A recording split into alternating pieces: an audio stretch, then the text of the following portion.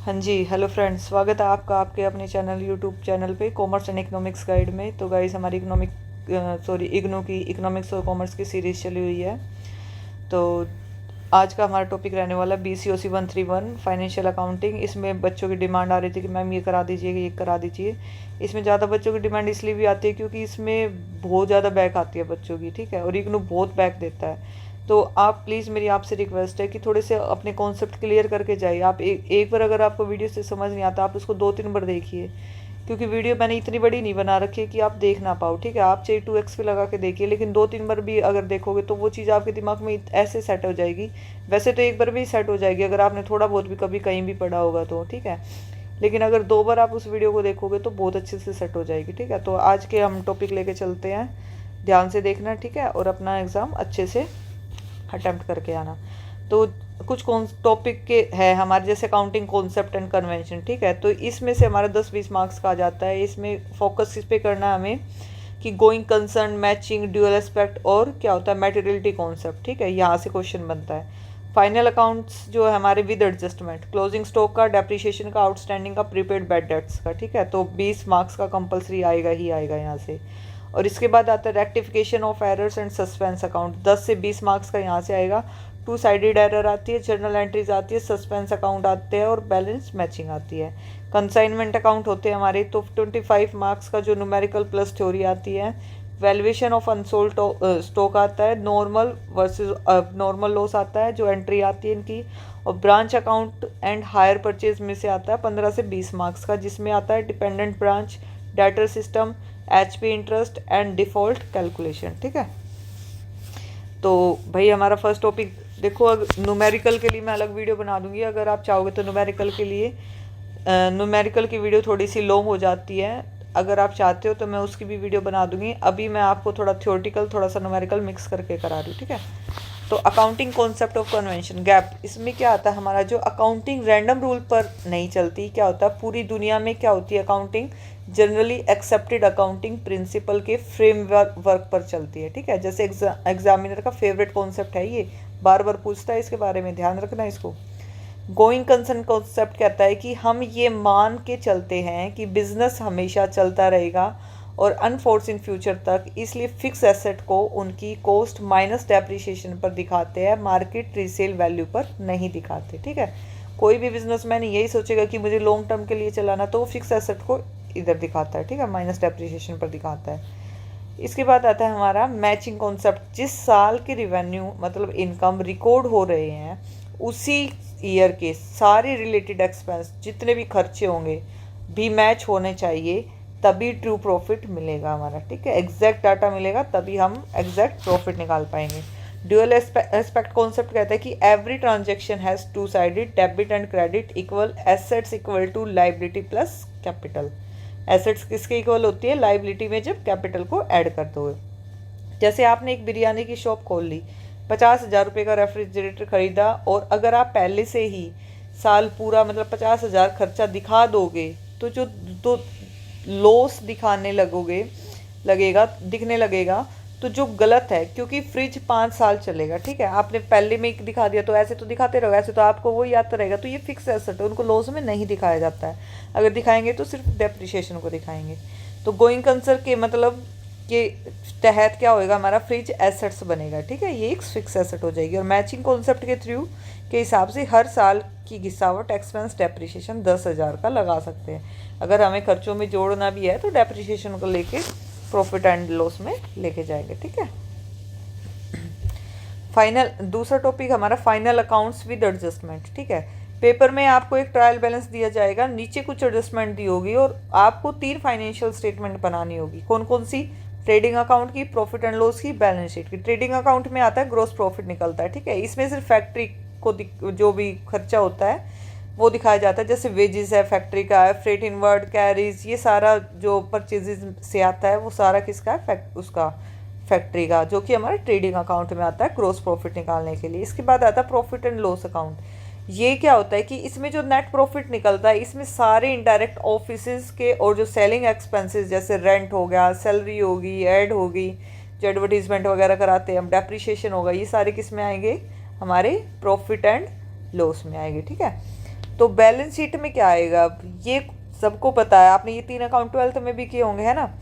तो balance sheet में क्या आएगा हमारा, ये कोई अकाउंट नहीं होता बल्कि एक स्टेटमेंट होती है जो बिजनेस की औकात, फाइनेंशियल पोजीशन दिखाती है। इसमें left side liabilities and capital और राइट साइड क्या आते हैं, हमारे एसेट्स आते हैं। दोनों का टोटल हमेशा बराबर होना चाहिए, ठीक है। तो उससे हमारी बैलेंस शीट इक्वल, ठीक है। मोस्ट रिपीटेड एडजस्टमेंट आती है ये एग्जाम में, ये जरूर करना। जैसे एडजस्टमेंट का नेम है क्लोजिंग स्टॉक, ठीक है, माल जो बिका नहीं। ट्रेडिंग अकाउंट के क्रेडिट साइड में लिखा जाएगा ये, और बैलेंस शीट में एसेट साइड में लिखा जाएगा, ठीक है। आउटस्टैंडिंग एक्सपेंस जो होते हैं हमारे, काम करा लिया पर पे नहीं किया, आउटस्टैंडिंग पड़ा होगा ना कि हमने काम अभी पे करना बचा है उसका, तो प्रॉफिट एंड लॉस के एक्सपेंस में क्या कर दोगे, उसको ऐड कर दोगे। वो बैलेंस शीट लाइबिलिटी है भाई, पे तो करना ही पड़ेगा आज नहीं तो कल, तो ये लाइबिलिटी साइड चला जाएगा। प्रीपेड एक्सपेंस जो एडवांस में खर्चा पे कर दिया, तो इसको क्या कर देंगे हम, एक्सपेंस में से लेस कर देंगे क्योंकि ये खर्चा हम कर चुके हैं। और किस में दिखाएंगे, बैलेंस शीट की एसेट साइड में, ठीक है। अभी फिलहाल हमारे लिए क्या है, एसेट्स बन के आया। डेप्रीशिएशन होता है एसेट्स की वैल्यू में जो घिसावट, कोई भी मशीन है, बिल्डिंग है भाई, उसमें घिसावट तो होती है, हर साल खर्चा तो मांगती है, वो क्या होता है, उसका डेप्रीशिएशन होता है। तो डेप्रीशिएशन किस में आता है, प्रॉफिट एंड लॉस अकाउंट के डेबिट साइड में आता है, एक्सपेंसेस में लिखा जाता है, ठीक है। बैलेंस शीट में क्या करेंगे, उसको एसेट्स में से माइनस कर देंगे, ठीक है। तो अगर आपकी फैक्ट्री के कारीगर ने मार्च के महीने में काम किया और उसकी सैलरी 10,000 और आप अप्रैल में दोगे, तो 31 मार्च को ये पैसा क्या हो जाएगा, आउटस्टैंडिंग एक्सपेंस हो जाएगा, ठीक है। क्योंकि आपको पहले पे करना था लेकिन अभी तक किया नहीं है, तो आउटस्टैंडिंग पड़ा है, ये पे करना है। क्योंकि काम इसी साल हुआ, मैचिंग कॉन्सेप्ट के मुताबिक जो हो जाएगा हमारा, इसी साल के प्रॉफिट एंड लॉस में जुड़ेगा, और सर पर उधारी जो लाइबिलिटी है वो बनेगी अगर नहीं पे किया तो। इसके बाद आता है रेक्टिफिकेशन एरर और सस्पेंस अकाउंट। तो अकाउंट में कभी भी इरेजर या क्या वाइटनर यूज़ नहीं करते। अगर कोई गलती हुई है तो एक अकाउंट रेक्टिफाइंग जर्नल एंट्री पास करके उसे ठीक किया जाता है। कभी भी हम ये जो बुक बनाते हैं ना, जो बही खाता बोलते हैं जिसको, उसमें ये नहीं है कि कुछ गलती होगी तो हमने उसको भाई इरेजर से या वाइटनर से हटा दिया। अगर कुछ भी कोई अमाउंट लिखने में कुछ भी गलती हुई है तो हम रेक्टिफिकेशन एरर की एंट्री करके उसको ठीक करेंगे, ठीक है। तो भाई कौन सी होती है, कई तरह की होती है हमारी। एरर ऑफ ओमिशन, जिसमें एंट्री करना ही भूल गए, तो ट्रीटमेंट ऑफ एंट्री सही से पास कर लो, मतलब भाई अब याद आया कि ये एंट्री तो हम भूल ही गए, तो उस टाइम पे हम ओमिशन की एंट्री कर देंगे। एक एरर ऑफ प्रिंसिपल होता है हमारा, उसमें क्या आता है कि अकाउंटिंग के नियम तोड़ दिया। जैसे एसेट्स खरीदेगा पर उसे नॉर्मल खर्चा परचेज मान लिया, ठीक है। तो ये होती है हमारी error of principle. Error of commission में क्या आता है कि रोंग कैलकुलेशन या रोंग अकाउंट में पोस्टिंग कर दिया, जैसे राम की जगह श्याम के खाते में डाल दिया, ठीक है। तो ये एरर ऑफ कमीशन हो गया। द सस्पेंस अकाउंट फ्रेमवर्क कहता है कि जब ट्रायल बैलेंस का डेबिट और क्रेडिट टोटल मैच नहीं करता तो टेम्परेरी जो होता है, टेम्परेरी तौर पर डिफरेंस को सस्पेंस अकाउंट में डाल देते हैं ताकि फाइनल अकाउंट जो है हमारा रुके ना, और बाद में जब गलतियां ढूंढकर उन्हें क्या करेंगे, रेक्टिफाई कर दिया जाता है, तो सस्पेंस अकाउंट अपने आप जीरो हो जाता है। मतलब कई बार हमें गलतियों का पता नहीं चलता कि भाई कहाँ गलती हुई है, तो हम उसको सस्पेंस अकाउंट में डाल के छोड़ देंगे, ठीक है। जैसे आपने रमेश को 5,000 रुपये का एक पुराना जो ऑफिस लैपटॉप था वो बेच दिया, ठीक है। तो जूनियर अकाउंटेंट ने गलती से इसे किस में डाल दिया, नॉर्मल सेल अकाउंट में एंट्री कर दी, इससे रिवेन्यू गलत शो हो गया। तो सही करने के लिए हम क्या एंट्री करेंगे, sales account debit 5,000 to laptop account, ठीक है, 5,000। 4 टॉपिक है भाई हमारा कंसाइनमेंट अकाउंट का, अनसोल्ड स्टॉक वैल्यूएशन। इसमें कंसाइनमेंट के मतलब होता है कि जब एक बड़ा बिजनेसमैन, ओनर, कंसाइनर किसी दूसरे से जो भी हमारा शहर में अपने एजेंट कंसाइनी को माल बेचने के लिए भेजता है और माल पर हक ओनर का ही रहता है, तो एजेंट को सिर्फ बिक्री पर क्या मिलता है, कमीशन मिलता है, ठीक है। तो ये कैसे होता है कि formula for valuation of unsold stock सबसे ज़्यादा पूछा जाता है। Value of unsold stock equal to cost of unsold good plus consignor plus non requiring expenses और बाई में टोटल गुड ऑफ सेंट जो भी की है और इनटू में अनसोल्ड क्वांटिटी, ठीक है। जैसे नॉन रिक्यूरिंग एक्सपेंसिव का मतलब होता है सिर्फ गोडाउन तक पहुंचने का खर्चा, जैसे जो भी हमारे फ्रेट बाड़ा वगैरह लगा होगा, इंश्योरेंस लगा होगा, लोडिंग का लगा होगा, तो ये कंसाइनी के गोडाउन रेंट या सेलिंग एडवर्टीजमेंट एक्सपेंसेस इसमें कभी नहीं जुड़ेगा। ठीक है। जैसे हल्दीराम दिल्ली कंसाइनर ने पटना के एक लोकल डीलर कंसाइनी को 1000 स्वीट के डिब्बे भेजे और 200 डिब्बे बिकने से रह गए, तो उन 200 डिब्बों की इन्वेंट्री कॉस्ट निकालते वक्त दिल्ली से पटना तक ट्रक फेयर और जो कॉस्ट प्रोपोर्शनली ऐड होगा, पर पटना वाले शॉप का लोकल इलेक्ट्रिसिटी या सेल्समैन रेंट ऐड नहीं होगा। ठीक है। फिफ्थ टॉपिक है हमारा branch account and hire purchase system. इसमें ब्रांच अकाउंट और डेटर मेथड क्या कहता है कि जो हेड ऑफिस होता है अपनी ब्रांच के प्रॉफिट अलग से निकालने के लिए ब्रांच अकाउंट बनाता है, और जो डेटर सिस्टम में ब्रांच को एक सिंगल क्या कहते हैं, वो जो भी हमारा सिंगल क्या है देनदार की तरह ट्रीट किया जाता है। ठीक है। जो भी हमारे देनदार डेटर्स क्रेडिटर्स होते हैं, इनको जो डेटर्स होते हैं ना देनदार, उसकी तरह ट्रीट किया जाता है। ठीक है। जैसे डेबिट साइड है, ओपनिंग जो हमारी है ओपनिंग एसेट्स होगी वो हमारी क्या होगी एट अ ब्रांच, और good sent to branch, cash sent for expenses, ये डेबिट साइड आएंगे हमारे। जो भी ओपनिंग एसेट्स होती है, गुड्स होती है, और जो भी कैश होता है मतलब फॉर एक्सपेंसेस के लिए डेबिट साइड। और क्रेडिट में आएगा हमारा कैश रिसीव्ड हुआ कहीं से, या बैक फ्रॉम ब्रांच, या रेमिटेंस से हुआ, ठीक है, या क्लोजिंग स्टॉक से हुआ, या क्लोजिंग एसेट से हुआ, तो ये सारा हमारा क्रेडिट साइड आएगा। तो हायर परचेज सिस्टम कहता है कि किस्त पर महंगा माल लेना और आपके एसेट्स को पोजीशन यूज़ करने का हक तुरंत मिल जाता है, क्योंकि लीगल ओनरशिप तभी मिलती है जब आप आखिरी किस्त लास्ट इंस्टॉलमेंट चुका देते हैं। ठीक है।